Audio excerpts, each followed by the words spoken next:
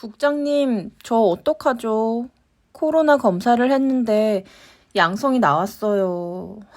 죄송해요. 지난 2월 1일 설날 아침, 집에서 떡국을 끓이려 준비 중에 우리 생활지도원 선생님에게서 한 통의 전화를 받았다. 그 즉시 나는 또 격리될 각오로 짐을 싸서 기관으로 출근을 했다. 여기는 58명의 아동 청소년과 46명의 사회복지사가 함께 가족이라는 이름으로 생활하고 있는 아동복지 생활시설이다.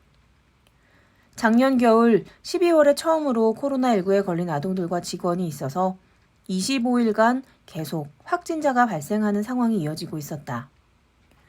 당시 방역 지침은 확진이 되면 확진자뿐만 아니라 밀접 접촉자도 똑같이 14일간 격리를 하고 한 명만 확진되어도 기관의 전체 아동과 당시 근무하고 있던 직원들 모두 PCR 검사를 받아야 했다.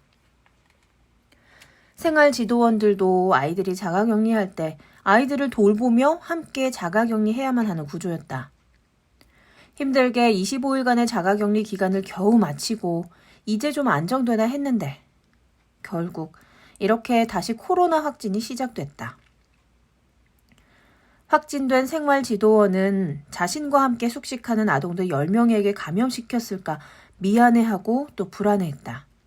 그래서 계속 죄송하다고 하는데 본인도 증상이 있어 아프면서도 자신이 돌봤던 아동들 그리고 함께 근무했던 선생님들의 확진 여부를 더 걱정하며 자꾸 죄송하다고 했다.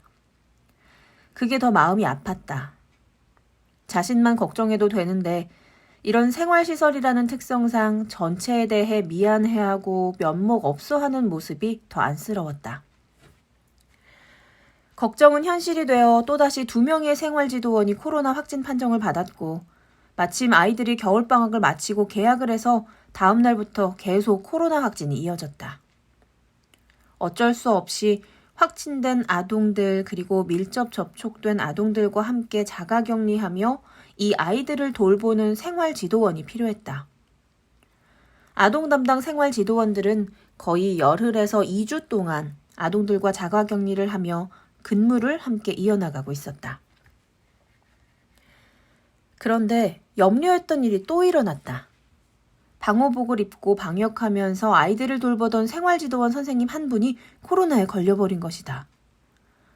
확진된 아동들을 돌보다가 감염된 것이었다. 그리고 증상도 심했다. 그러면서도 자신이 빠지면 또 다른 생활지도원이 들어와야 하니 그냥 자신이 아이들 돌보며 함께 있겠다고 했다. 아이들은 그나마 증상이 없어서 나름 그 안에서 격리는 되었어도 재밌게 지내고 있는데 선생님은 증상이 심했다. 그런데도 자신이 끝까지 아이들을 돌보겠다고 했다. 같은 숙사의 동료 생활지도원이 대신 들어와야 하는 상황이 미안해서라고 했다. 자신도 점점 목이 아파 목소리도 안 나오고 열이 오르면서 온 몸이 두들겨 맞은 것처럼 아프면서도 아이들한테도 동료 선생님한테도 미안해서. 마음은 알겠지만 이건 아니다 싶어 다른 생활지도원에게 전화를 걸었다.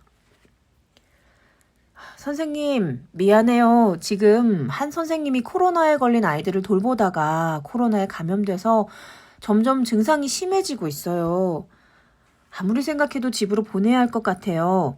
미안하지만 선생님이 대신 들어와서 자가격리하며 근무해 줄 수 있겠어요? 미안합니다. 참 조심스럽게 연락했다. 코로나에 감염돼 8명의 아이가 격리되어 있는 그 속으로 제발로 들어와 달라고 하는 것이었기 때문이다. 생활지도원도 위험할 수 있는 상황이었다. 그런데 그 선생님께서 국장님, 그렇지 않아도 혹시나 해서 짐 싸놓고 대기하며 기다리고 있었습니다. 연락해 주셔서 감사합니다. 빨리 들어갈게요. 너무 멋진 대답이 돌아왔다. 그 대답에 나도 모르게 울어버렸다. 그 이후에도 다른 숙사의 아동들이 코로나에 걸리고 그래서 또 자가격리를 하며 아동들을 돌봐야 하는 생활지도원 선생님이 들어와야 했고 그럴 때마다 다른 선생님들의 대답도 똑같이 걱정 마세요, 국장님. 짐 싸놓고 대기하고 있었어요. 얼른 들어갈게요. 아이들은 아프지 않나요? 감동이다.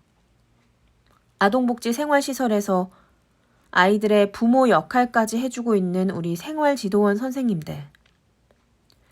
지난 2년여 시간 동안 코로나로 인해 생활시설의 아이들은 비대면으로 수업을 받으며 코로나 바이러스의 각종 권리를 빼앗긴 채 밖으로 나가지도 못하고 시설 안에서만 생활했다. 우리 아이들의 스트레스를 생활지도원 선생님들은 온 몸과 온 마음으로 다 받아주고 있었는데 엎친 데 덮친 격으로 코로나 확진까지. 하지만 이런 상황 속에서도 짐 싸놓고 기다렸다고 본인이 들어와서 코로나에 걸린 아동들 돌보겠다고 자처하는 우리 아동복지 생활시설의 선생님들. 정말 멋지지 않은가?